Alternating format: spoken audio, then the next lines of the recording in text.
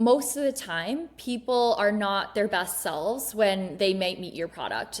I think the mental model of developers is, Carrie is that rational user, is, they're alert and they're weighing options and, they're thinking through what they're talking to, what they're talking with AI about. They like to think, this, like they understand all the things, and there's levels to that. But I think the person who actually showed up sometimes to these products, they're tired, they're distracted, they're scared, they're 18 tabs deep at 11 p.m.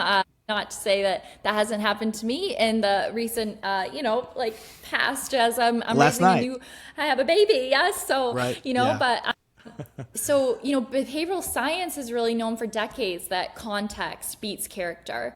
So design for the person actually at their lowest, because that's who you are likely to meet in some of these scenarios, especially as it relates to healthcare. And if your product is only working on a rested, rational user, I mean, it's just really, really won't work, especially, again, in healthcare where people are just immediately cranked up as soon as they think about it. I think that's so interesting. I think, we talk a lot about, and I think you just had a blog post about this title at least, but, we say meet them where they are, but, it's like we need to add meet them where they are right now, right? Like we build these personas of people based on their high level demographic information. That's so high level, but, we are such complex beings, and we're going through, you mentioned earlier, I mean, healthcare is, a complicated, stressful space, but life in general right now is, right?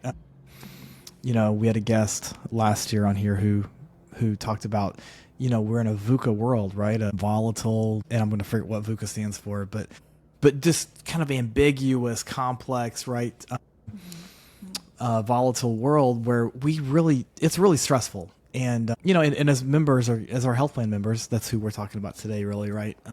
Primarily in our space, they're going through things every day. And I think what you just said is at 11 o'clock at night, and when they might be responding to something, and how do we account for that? And I love what you said, assume they're sort of in their lowest spot, right? Which I feel like is not happening right now when a lot of this information is being shared. You talked about this a little bit earlier, but I want to ask you really directly and see if you have more to add. Are the tools that are transforming life right now as we know it, are they more focused on caring for us, or converting us, or conditioning us, or something like that in your mind?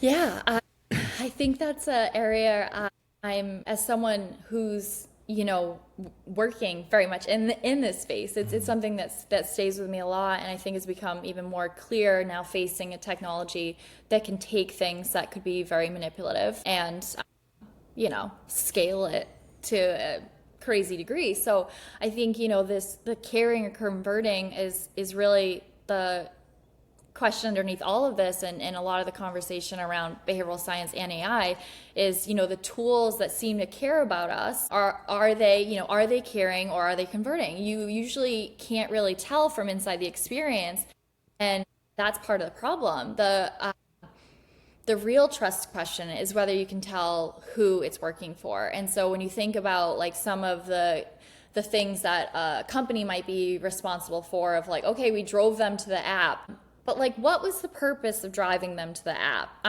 And when they showed up and they wanted to ask if they had a benefit, with that, how easy did the app make that for the person? And did the app take into consideration that they have low literacy levels or things like that?